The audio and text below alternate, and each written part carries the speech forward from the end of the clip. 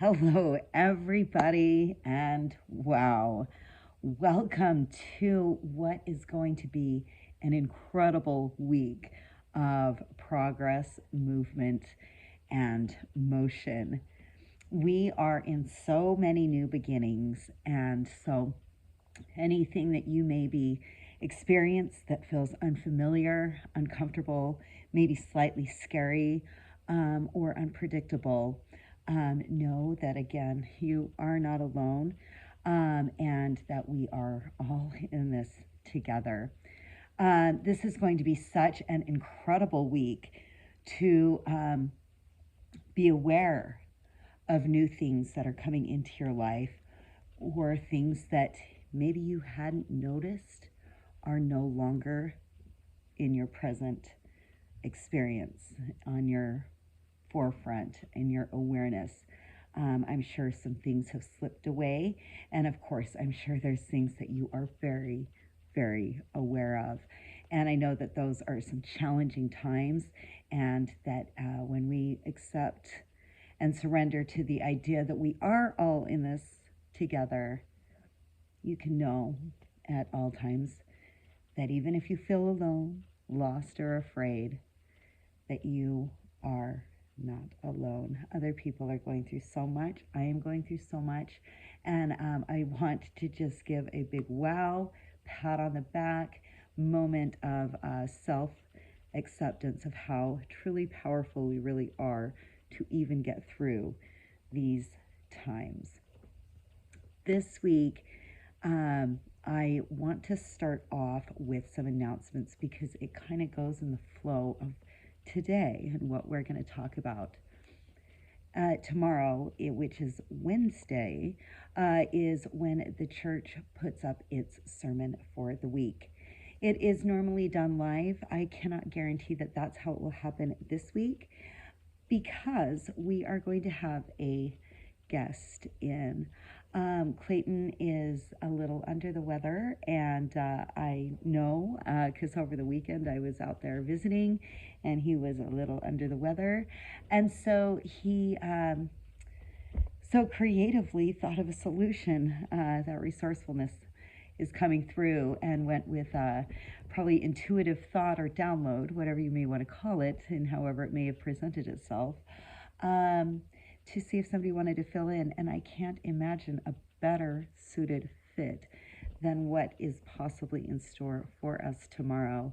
Her name is Allie Wicks. She serves as the treasurer, and it has been lovely to have her engaged with the church, but it's going to be extremely rewarding to let her be present in the space for us tomorrow, as she is going to talk to us about the incoming energy of the next lunar cycle, which is known as the horse, especially this year known as the fire horse. Can anything get more suited to honor what we're beginning here as the Church of Flames, and jumping out in this level in the year of the fire horse? And so she's going to have a talk on that. I will be there. I hope that you join. Even if it's not live, there's always space for commenting. I do encourage commenting. We discuss a ton in this particular aspect of the church, which is the Temple of Equality. I am Erin Clavel. I so far have hosted every week and sometimes sat alongside Clayton, but I cannot wait for my life and my opportunity to open up to those guest speakers as well, because all the information that is available to us, that is given us the okay to release and share, it is so important that we do so at this time. There may be things that we are not ready to express yet, and we need to honor that with, of course, our boundaries that help us protect spaces that are not ready to come out in this exciting energy of the fire horse. Of course, with that, we have a lot of activity in the as above, so below realm. We are experiencing on this day, the 17th, a solar eclipse, as the sun is moving through the sign of Aquarius, and the moon has met her alongside what is known as the nodal nodes. Sorry, the nodes. You have a north and a south node. You have possibly heard of them. That's a common term in astrology, and it is a point in our system where there is the shadow of the moon, and they move through the signs in reverse. So they are moving currently from where they have been for the past year and a half to 2 years in the sign of Pisces and Virgo. And I say Pisces first because that's the north node. And when you're doing your stuff, that's kind of how they list them. So we have them moving out of those signs, Pisces and Virgo, into Aquarius and Leo. Leo. And so our sun is in Aquarius, our earth is in Leo, our moon is new, so in the same sign as the sun, eclipsing because of how close that node is,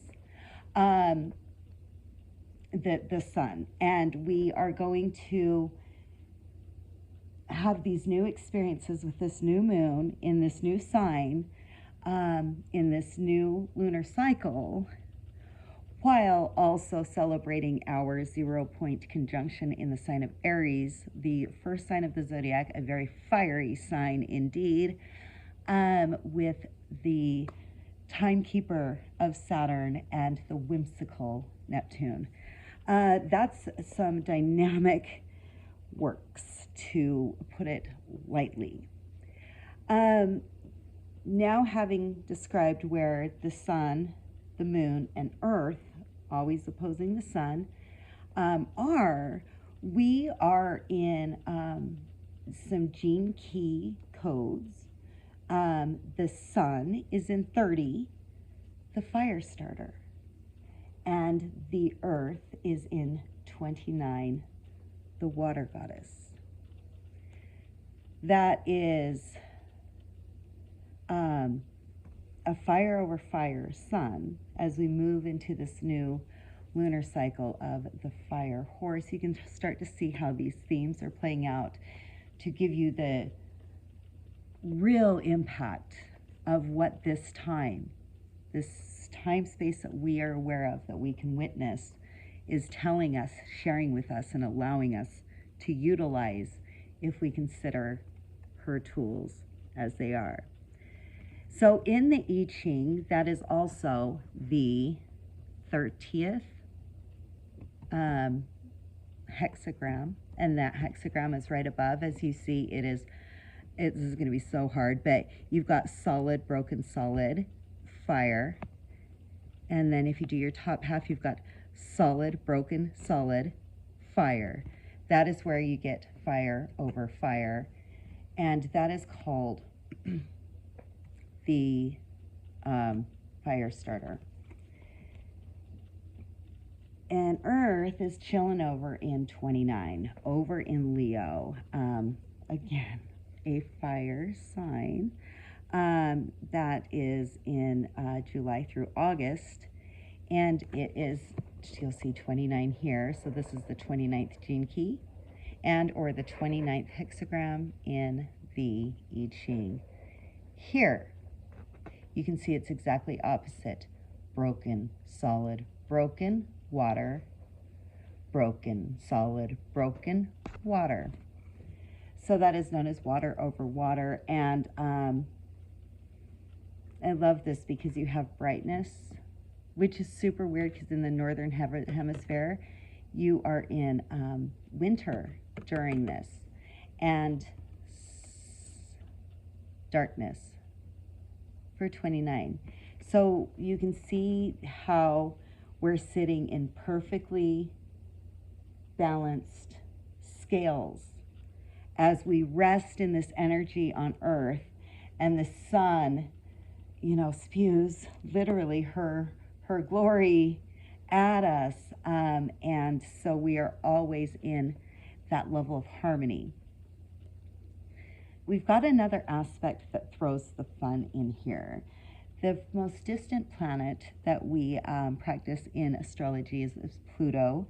When it comes to those main solid planets that we know, Pluto is transiting the programming partner 29 of 30.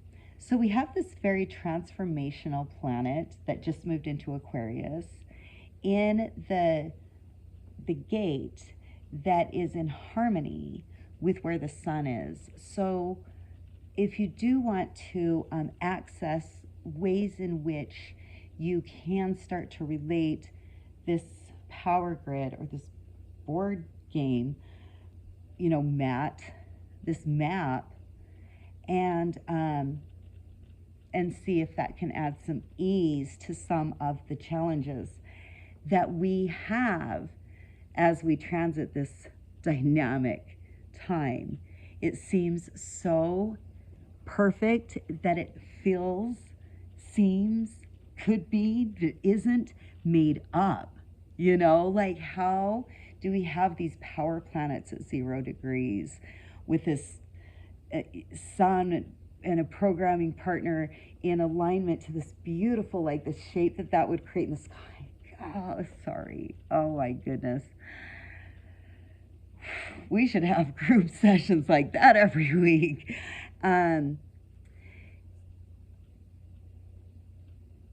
We can, in a sense, cling to it.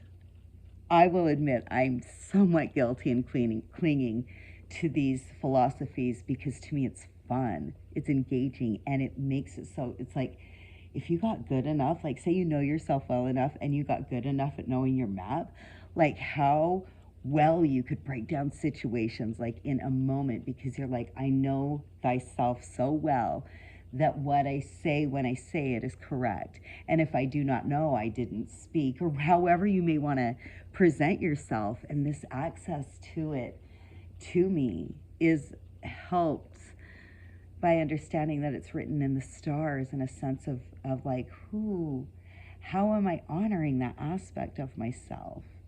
And so what got me excited about how I was going to be able to talk so deeply on this week's video, dude, I just totally like lost my entire train of thought. Oh yeah, is that I finally have this opportunity to share with you words within the I Ching and actually put it to an intention during this new moon for you and myself to spend some time in meditation, in journaling, in being open to ways of communication that that bring a lot of light to these powerful gates. 30, Li, L-I, fire over fire, the clinging fire.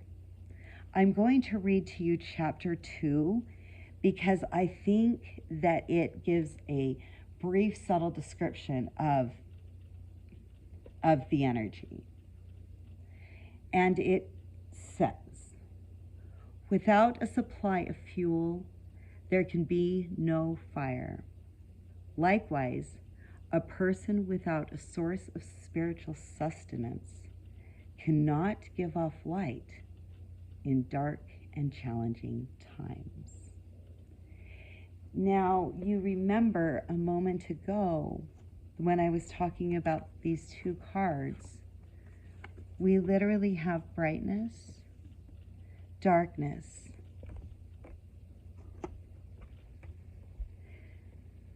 and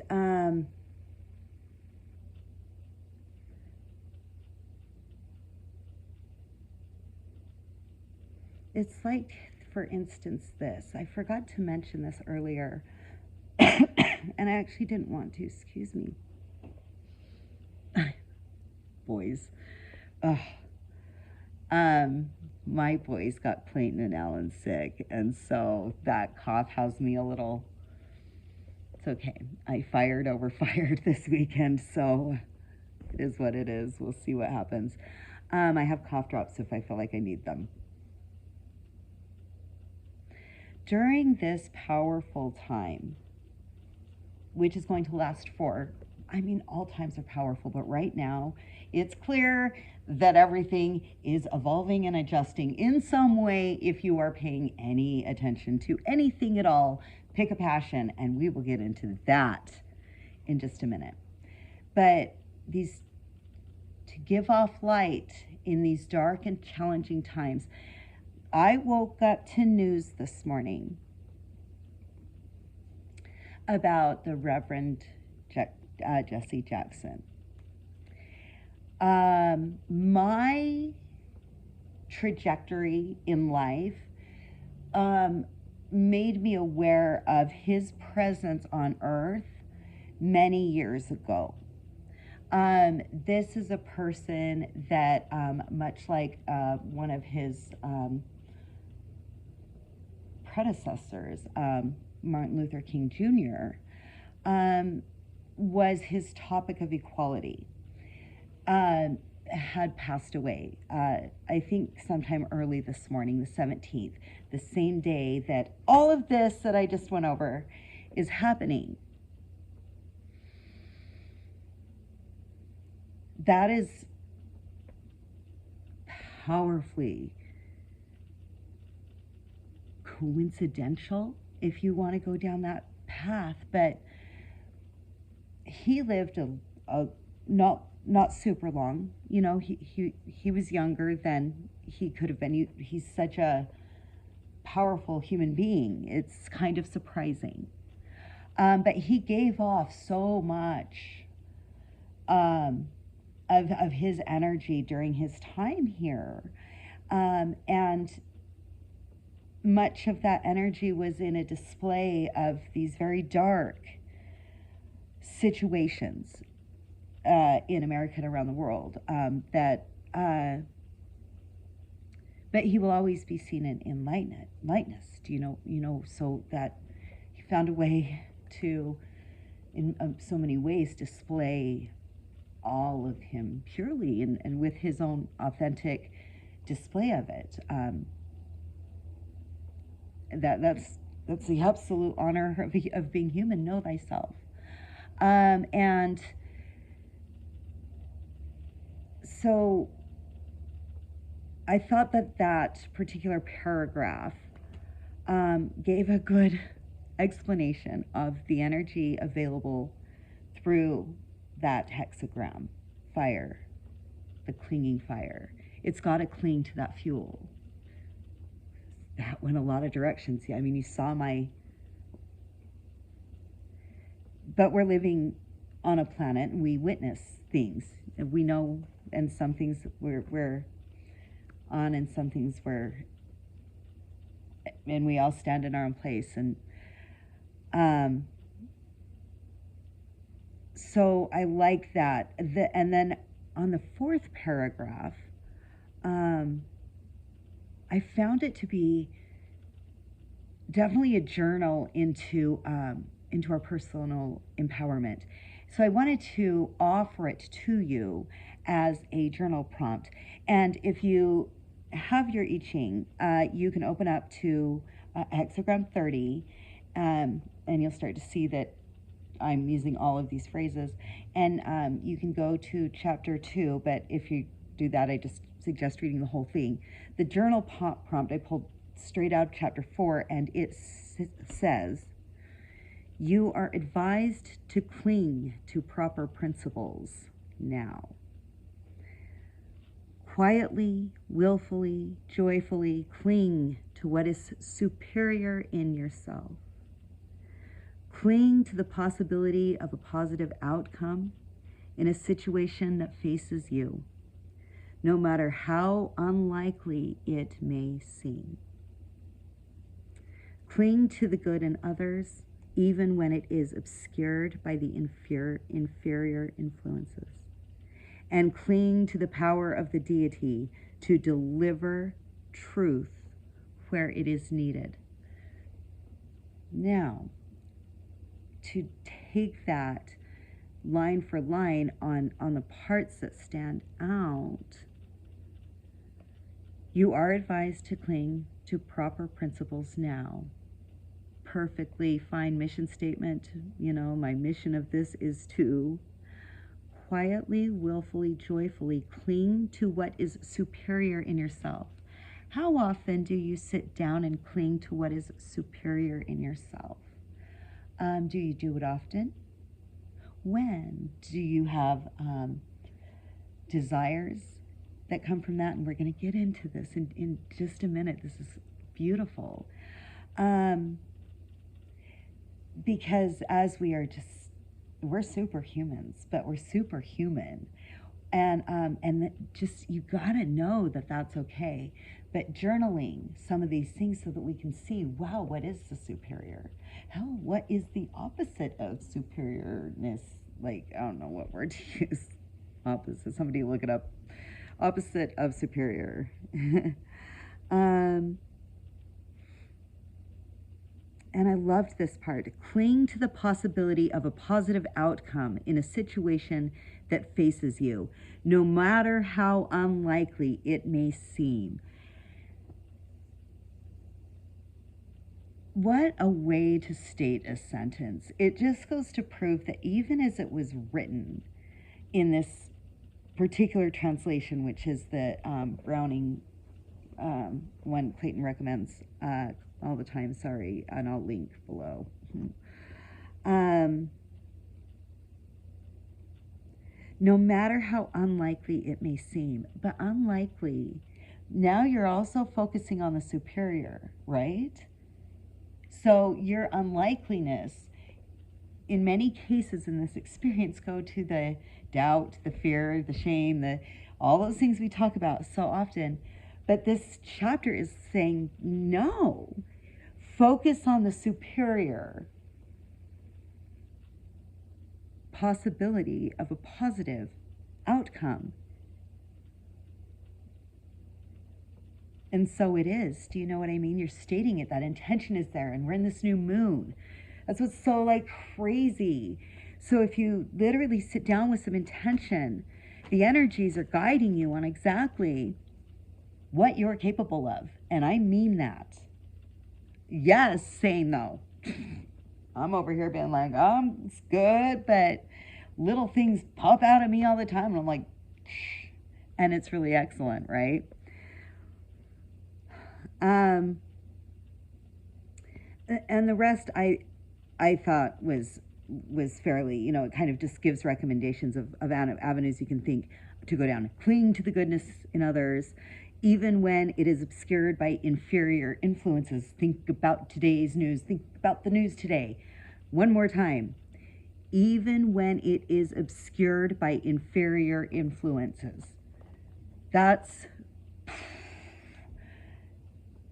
We are so in those times.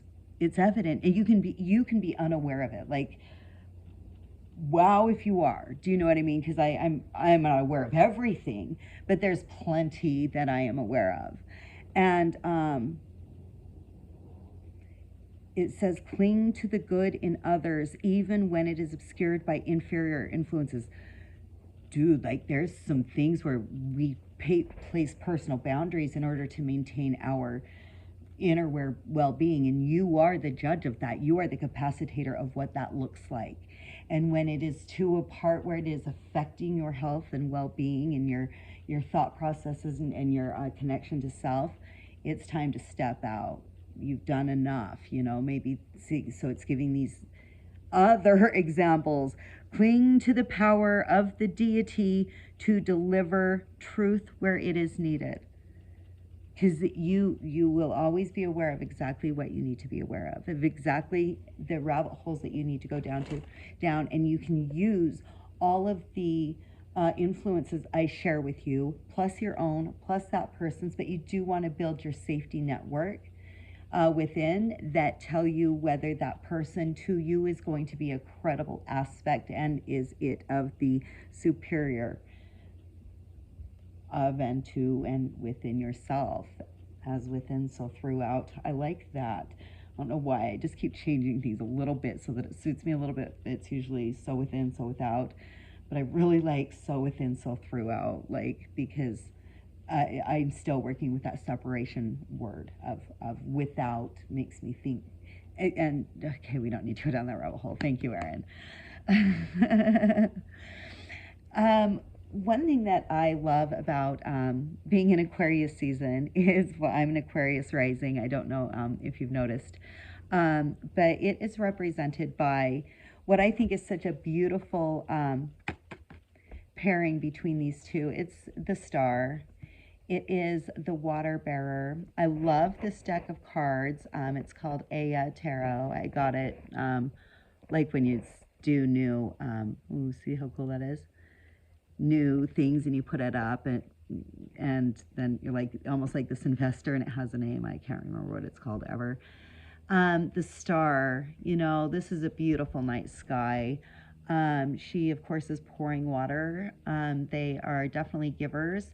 It's the 11th sign in the zodiac, and it is represented by the star in tarot. And it kind of pulls that sun and darkness into an idea, which is so Aquarius. They're an air sign. Okay. I want to also touch base a little bit on this Saturn and Neptune conjunction because I wrote something that I just wanted to read. I'm not sure why today involves so much reading. I hope you've enjoyed my narrating here. With Saturn at 0 degrees of Aries and Neptune at its side, we are going to experience much revelation to grounded strength in what we believe to be as new energy ignites our spirit in this profound time.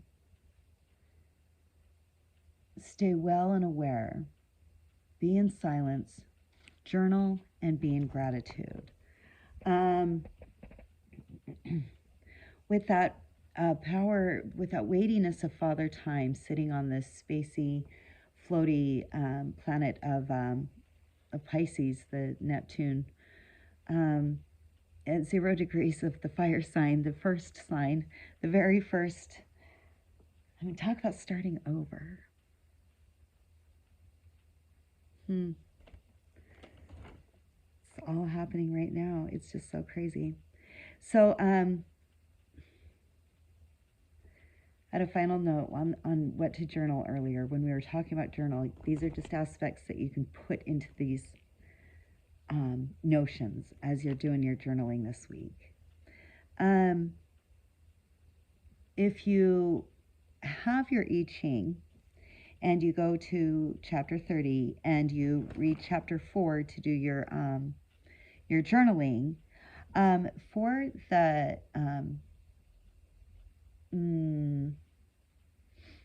the lines, the 1 through 6 lines, I want you to use your incarnation cross numbers.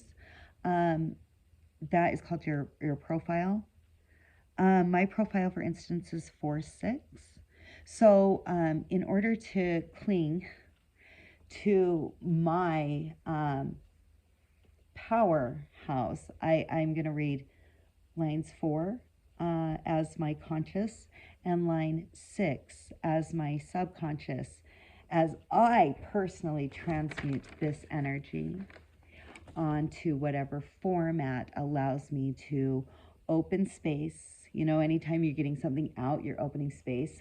And that's, oh my gosh, the power of the deity to deliver truth when it is needed. Like, that's nuts because you've got to open the space for that finalization. You know how you're like, I don't know, 5 years later and we're finally like launching in a way that we can see results and feel the energy shifting and gravitating.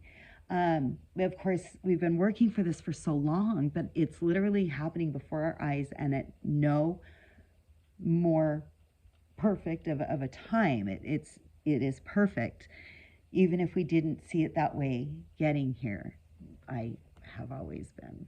I like this organicness. It makes me happy. Again, a matter of where we're starting.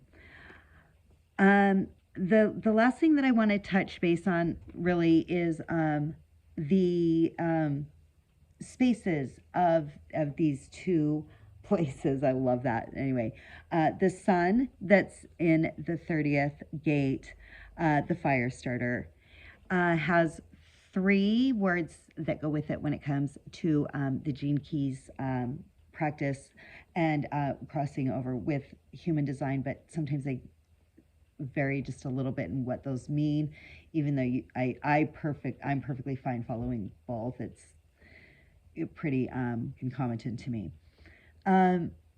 So in the city, the highest frequency of the Firestarter 30th gene key is that of rapture. That is like the sun, you know, and we had that big sun on this. Look at that rapturing sun. Look at that rapturing sun. And the grounded or heaviness or shadow or weighty aspect of that is desire. And I love that because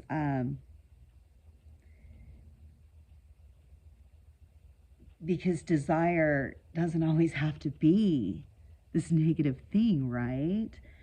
But too much desire can be very, very heavy. And the reason is because of its opposite, which is over there in the 29th gene key, which is us on Earth, where as the water goddess, water alone is heavy. We have this city of devotion. And the shadow or weight that comes out of that is half-heartedness. So think about that. If I have so much desire for something,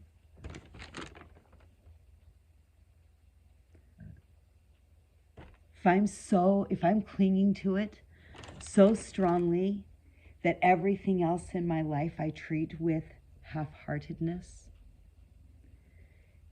whether I'm aware of it or not. That's why I want you to use your incarnation cross as the line, because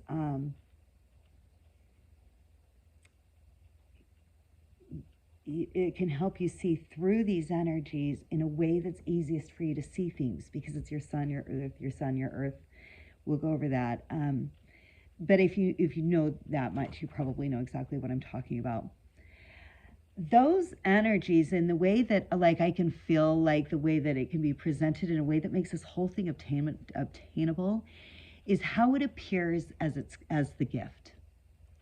Because that gift is how it showcases, which is so Aquarian, itself on Earth. The 29th, where you have devotion and half-heartedness, it comes out through your commitment. And we're in that. We are on Earth in that, standing here with our gravitational pull or whatever we want to believe or whatever we want to say, but we're on Earth and we're not levitated and we haven't been picked up by 3i Atlas yet. I want to talk about that, but I don't want to drive you guys nuts. Commitment. And as the sun is, and I'll guarantee you that I mean this correct, spitfiring literally her flares at us and creating these beautiful auroras and experiences that we're having in its assistance, is in this fire starter rapture with desire. Like, that's a lot of passion, and it comes through, if you've got that in this harmony within yourself, lightness.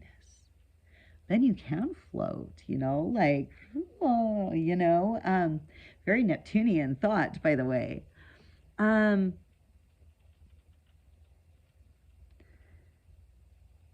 So put in the commitment this week.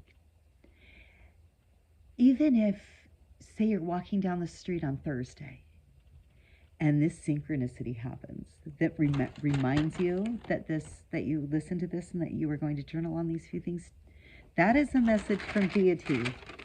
You know, that's how this works. And because we're open to so much new energy across the board, I mean, even Pluto in the 41st, in the programming partner, creating a full channel. Pluto, the transformative planet, in Aquarius with the programming partner to the 30, transforming it. This is our time. And by that, I mean this is your time. This is your time, star, whether you're Aquarius or not. That doesn't, it's all available to all of us, as above, so below, as within, so throughout. Okay, with that, I definitely want you to tune in tomorrow at, start bringing your awareness in at 3:33 p.m. Mountain Standard Time. I think we should do things UTC also, but that's because I know how it works, so we don't. So 3:33 Mountain Standard Time, adjust your time, or, you know, you can watch it over the next, the information will always be there. And if you got to see this first, then I really, really hope that you're able to gather, gain, create, and throw, collect, and shine this week as we enter a whole new chapter in our experience. Do me a favor, like, subscribe, share. Please comment if you have any stories, revelations, suggestions, ideas. Keep it kind. I really hope to see you again next time. And in the meantime, remember, we are one, and